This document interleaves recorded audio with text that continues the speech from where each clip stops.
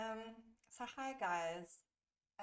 The first thing is I just really want to apologize for the ongoing sound quality issues in my video. I'm not proficient at this YouTube video making thing just yet, as you probably worked out, and I'm still learning.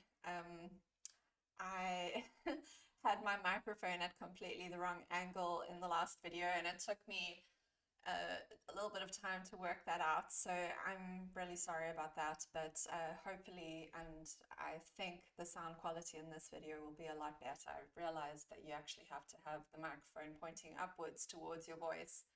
So it's all teething issues. I hope you guys will excuse those. But this is going to be, I suppose, more of a chatty type of video. I don't have any specific material or video that I'm reacting to in this video. I just wanted to share some of my thoughts on this topic, which might be surprising to some people. And it's my hope that I will help you to think about this topic in a way that you might not have done before. I'm hoping to provoke debate and discussion and dialogue in this video. I'm not looking for everyone to agree with me. I always welcome any sort of feedback, positive or negative. I welcome everyone's opinions. And so I'm just really looking to open up a discussion about this topic. I'm not looking to be right or anything like that, but I did just want to share my thoughts because this is something I've been noticing and been thinking about for a little while now and been concerned about too. And so I just wanted to share my thoughts. I was kind of hesitant to make this video. It's a topic I've been thinking about, as I say, for a little while, but I was hesitant to make this video because I myself have been a consumer and enjoyer of anti-MLM content for a while now, several months at least, if not a year, or around about a year, perhaps more than that. And it's still content that I enjoy. It's kind of a guilty pleasure sometimes for me to watch that sort of content. But I have noticed myself being less and less keen to watch it because of some concerning things that I've been noticing. And I also just wanted to say, as another disclaimer or caveat, I suppose, that I don't want to undermine the good work that the anti-MLM movement has done, which has been invaluable. I don't want to take away from that. I think positive and negative can exist at the same time. And usually they usually do. You know, human beings are rarely black or white. Things are rarely straightforward or simple. And I think that's where we get into a lot of trouble is people paint things as good or bad and don't always take the time to see the nuance and the areas of gray in what's going on. And so the anti-MLM movement has done extraordinary things to bring awareness to the dangers of multi-level marketing companies, the risks associated with getting involved in those companies, which are numerous. And if you want a comprehensive breakdown of the problems associated with MLMs, I would highly recommend checking out some of the anti-MLM content creators here on YouTube.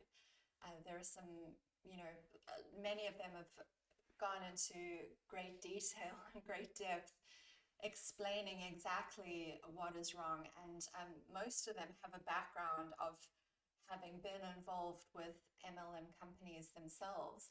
And so they can do a much better job of explaining the problems with MLM companies than I can. They've dedicated, in some cases, their whole working life to exposing MLM companies. And so I don't want to take away from that incredibly valuable work that they've done. And I'm certain that there will be people in the comments section who will imply that that's what I'm trying to do. And that's okay.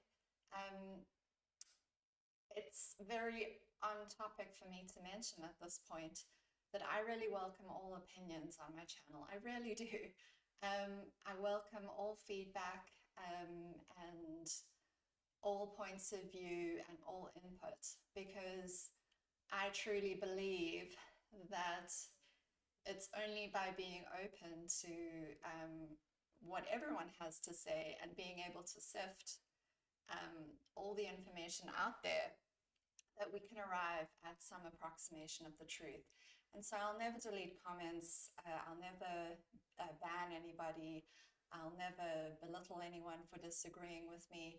In fact, you can even leave a comment saying that you think I'm ugly and that I have horrible hair and that I'm stupid and that I have no right to be talking about any of this. And I still won't be rude to you or delete your comment, because I think I've got to a point where I can sift information for myself, and other people's opinions don't hurt me. And I say that this is on topic because something that I've noticed that I believe is really quite dangerous is the tendency for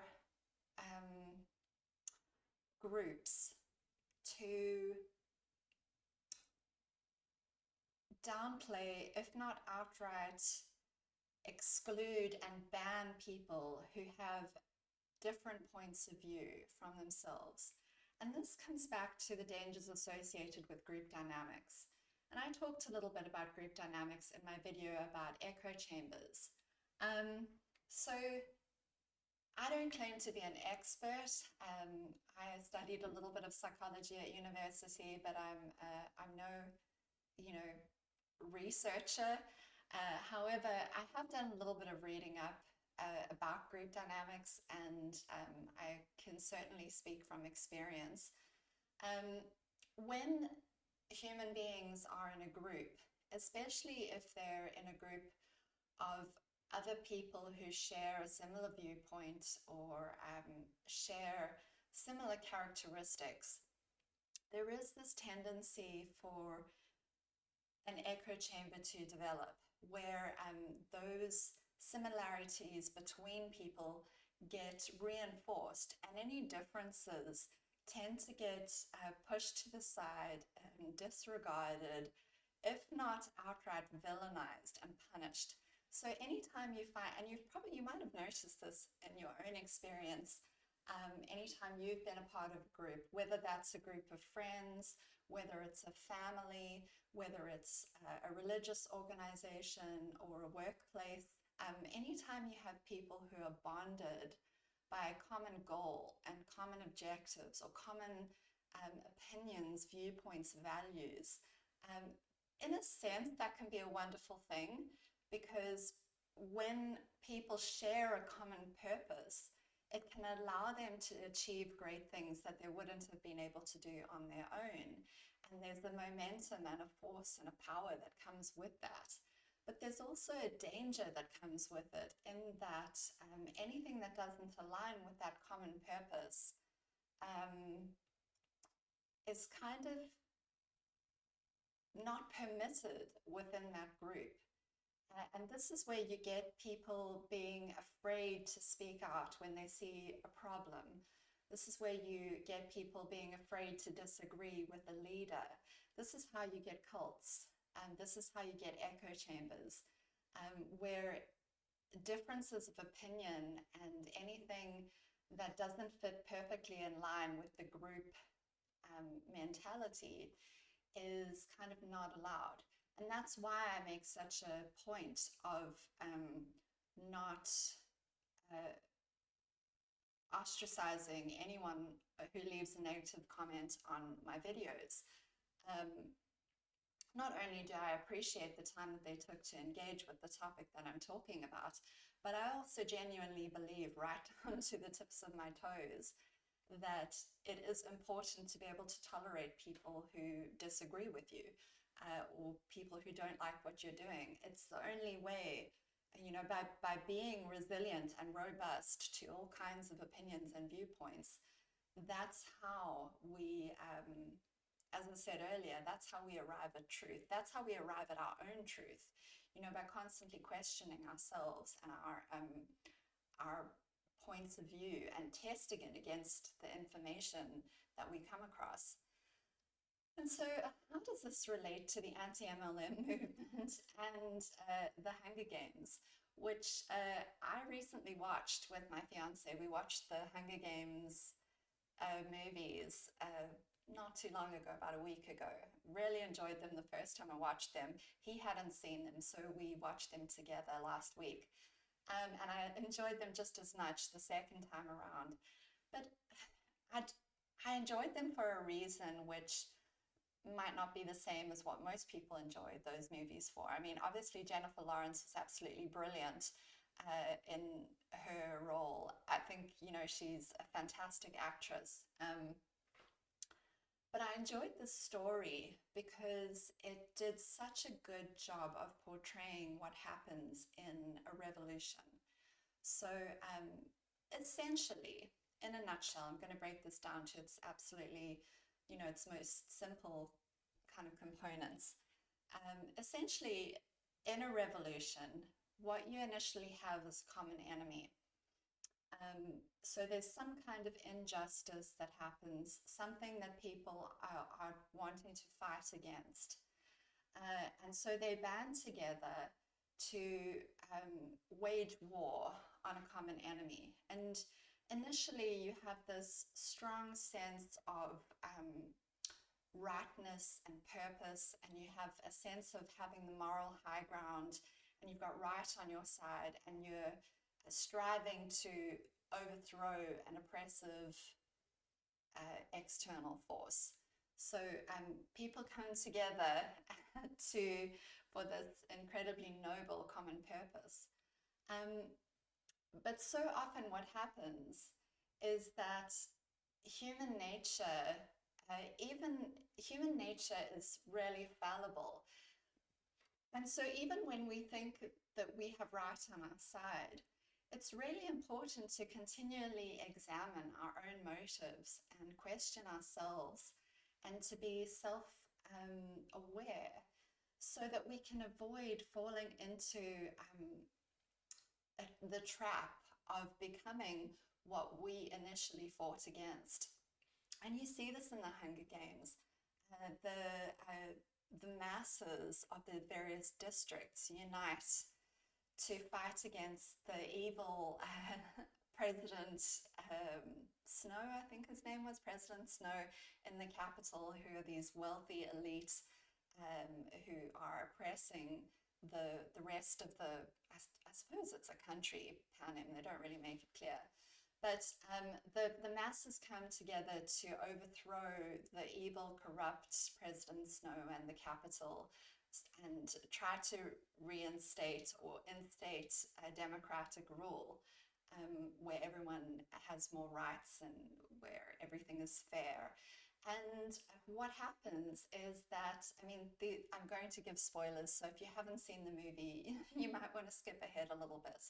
But what happens is that the leader of the rebellion, who's President Coyne, played by Julianne Moore, who's also fantastic, she ends up being corrupted by power in a similar way to the way President Snow was, and having overthrown the oppressive capital, she herself becomes oppressive, and we start to see various kind of evil behaviors coming through in what she does, and she's not willing to give up power once she's achieved it. And this can be a difficult thing for people to recognize at first. There can be such a sense of elation when we overthrow something which is corrupt and evil, and it can actually blind us to the dangers of the evil that can come through from those who have now taken power. There's no guarantee once you overthrow an oppressive and corrupt government that the new government is going to be any better. What you need are checks and balances in place to keep corruption and any kind of moral failings and evilness in check. And for those of you who haven't read excuse me. For those of you who haven't read George Orwell's Animal Farm, it's a brilliant little novel which describes these principles incredibly well through the allegory of farm animals who overthrow the farmer who has been oppressing them. So a group of pigs organize a rebellion with all the farm animals to overthrow the human farmer, and the pigs take power. And gradually the pigs become more and more corrupt until they're almost indistinguishable from the farmer who had initially oppressed them. And George Orwell is absolutely brilliant in being able to see these perils and pitfalls that happen in any sort of revolution where we're trying to overthrow an oppressive force. We just need to be so careful that we aren't becoming more and more like what we initially despised and what we initially opposed. So how does this relate to the anti-MLM movement? Well, as I say, I was kind of reluctant to make this video at first until I had enough conviction or passion or knowledge to speak about what I'm about to speak about. Because, as I say, the anti-MLM movement has done a lot of good. But I see a certain comparison that can be made between the anti-MLM movement and these revolutions that have happened that we can look back on and say, okay, well, we're overthrowing something that's an oppressive force, but we need to be careful in doing that we're not becoming what we despise. And I see the anti-MLM movement, unfortunately, slipping more and more into what I see as problematic and immoral behavior. And it really saddens me to see, because there were some anti-MLM creators that I initially really enjoyed watching and really respected. And I felt as if they were really sincere and genuine people. And I think what's happened is that these anti-MLM creators have seen the popularity of the anti-MLM content that they're putting out. They've turned it into a full-time income. And so they now have a financial incentive to continue to attack MLMs and people who were involved in MLMs. And in order to continue to get more views and more subscribers, they're having to kind of up the ante and make their content more salacious, more kind of scandalous, more snarky. And this is exactly the same criticism that I had of Josh Barber of the Dad Challenge podcast. Initially, you start out with a really noble intention, you're opposing a particularly evil phenomenon that you see. And in the Dad Challenge podcast's case, it was family vloggers and people who exploit their children online. In the case of the anti-MLM movement, it's MLMs. And arguably, both family vloggers and MLMs are forces for evil. They're incredibly problematic in their own way. And I think most people can agree with that. And I think that's why people like the Dad Challenge podcast and anti-MLM content creators are getting away with a lot of problematic behavior. And saying a lot of really problematic things on their channels. because it's almost as if to oppose an anti-MLM creator or to oppose the Dad Challenge podcast means that you are pro the thing that they are fighting against, which isn't the case. I can be very much for the anti-MLM message. I'm not pro MLMs in any way, shape, or form. I've never been involved in MLMs. I've never been tempted to be involved in MLMs. I've seen the problems associated with MLMs for a long time, and I've stayed as far away from them as possible. I've learned a lot from anti-MLM content creators, but I'm concerned about the direction that I see a lot of the videos taking. I see, and I'm not going to name any names. In this video, I'm not going to call out specific anti-MLM content creators. I'm not going to do that. Not just yet, anyway. It's not at that point yet. I'm just sharing my thoughts and my concerns at this stage. Sorry, my throat's a bit dry, so I'm going to just take a drink.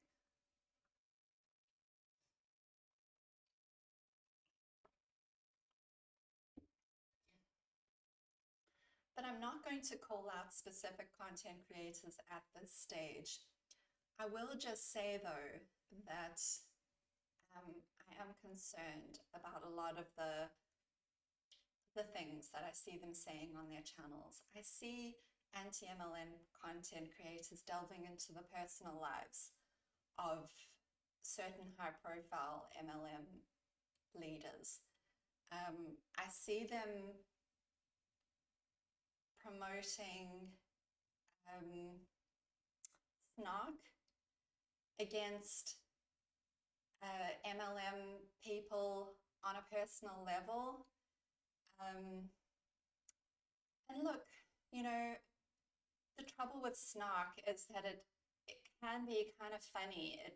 It's kind of, you know, satirical and biting, and we all kind of get a little bit of a guilty pleasure out of watching it. But the problem with snark is that it's nasty a lot of the time, and it often attacks people on a personal level. And I don't see how attacking MLM people on a personal level helps to educate about the dangers of MLMs and helps to rescue people who are inside MLMs. To me, it just creates more division and mistrust between the MLMs and the anti-MLM movement, where surely we should be trying to bridge that gap.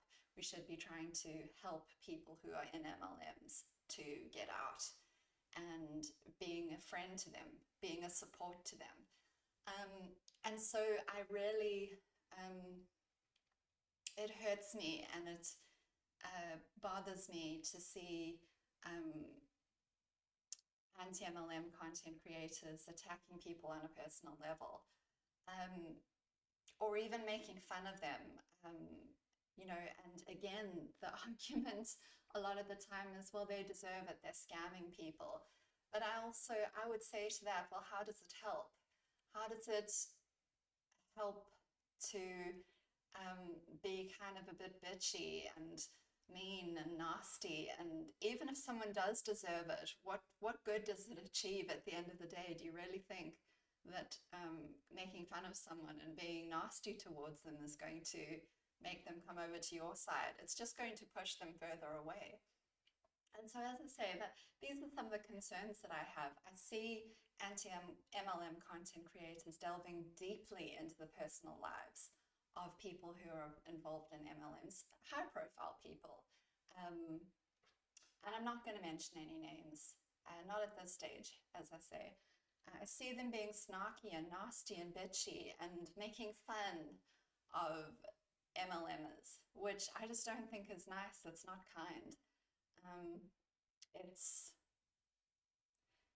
It's beneath an anti-MLM content creator. If their intention is really to educate about the dangers of MLMs, bitchiness and nastiness about the people who are involved in MLMs is beneath them, I think.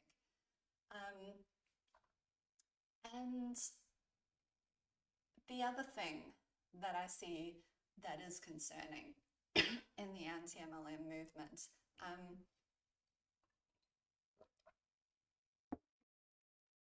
is something that they criticize MLMers for, and that is kind of demonizing certain people who disagree with them as haters or trolls. Now, anytime a content creator calls someone a hater or a troll, I immediately am very skeptical of them. Because if you are strong in your convictions and your views, and you have the benefit of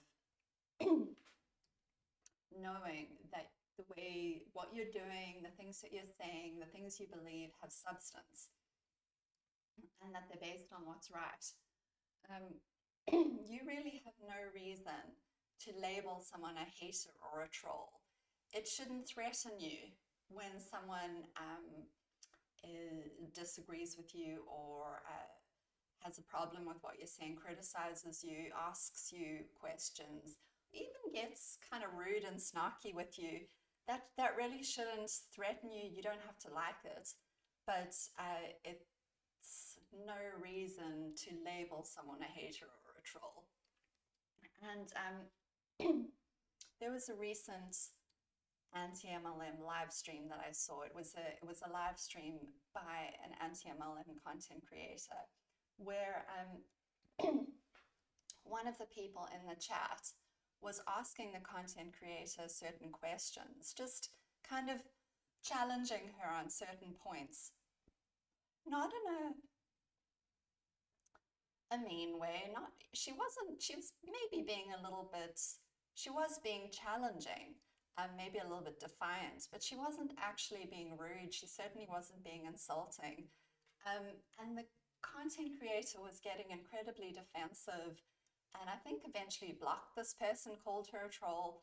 And it was very concerning to see, because this is something anti-MLM content creators tend to accuse MLMers of doing, of, not being willing to accept any sort of criticism or disagreement. And it's sad to see anti-MLM content creators behaving in a similar way whenever someone challenges them. And so I think, as I've said before, in any video where I've criticized someone, if your viewpoints are really that strong, if you really have the courage of your convictions, your opinions and the things that you say should be able to stand up to a little bit of scrutiny.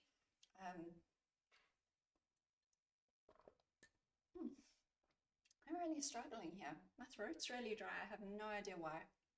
I'm so sorry.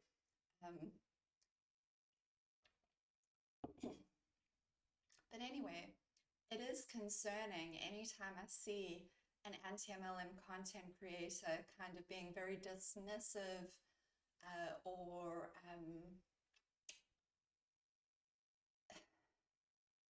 being very defensive, or blocking someone, or calling someone a troll or a hater when they disagree, when a person disagrees with them.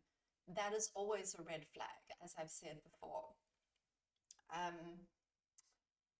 And there's this comes back to group dynamics again, in the sense that the anti-MLM movement is big enough and popular enough at this stage that there is a kind of a herd mentality that forms, where the anti-MLM movement are so convinced that they're in the right and that they have the moral high ground, and they have kind of the numbers to back up that belief, that anytime someone comes along and says, well, maybe you shouldn't be saying that, that's a little bit nasty, and how can you know that that's true? You're making allegations that you don't know are true. You're saying things that are not proven facts, or you're not qualifying this and making it clear that this is opinion only, or that this is just an allegation, and you're perpetuating misinformation sometimes, and it's really concerning for me to see, because the anti-MLM movement, as I say, are now big enough that they can kind of drown out those critical voices. And when someone comes along and says, you know, well, how do you know that that's true? Or do you really think you should be delving into this person's personal life? Is this kind? What has this got to do with the anti-MLM movement?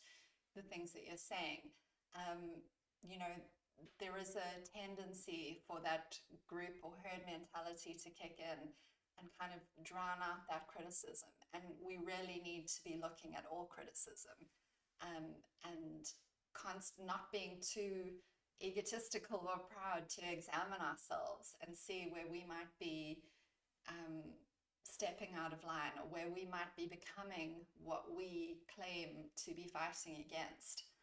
And I know a lot of this may sound really vague and confusing without specific examples and context, and I'm really sorry about that. At this stage, I just wanted to share my thoughts.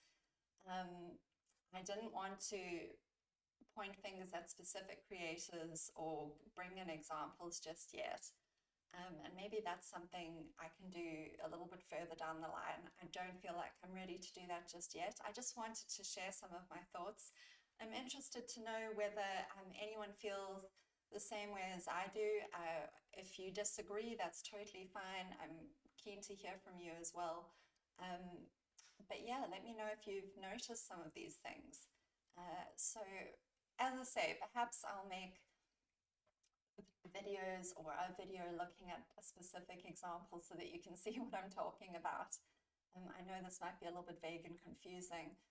Just let me know if any of this resonates with you, or if you've noticed the same thing. So until next time, bye everyone. I'm going to go and take care of my throat, which is feeling a bit sore for some reason. Bye.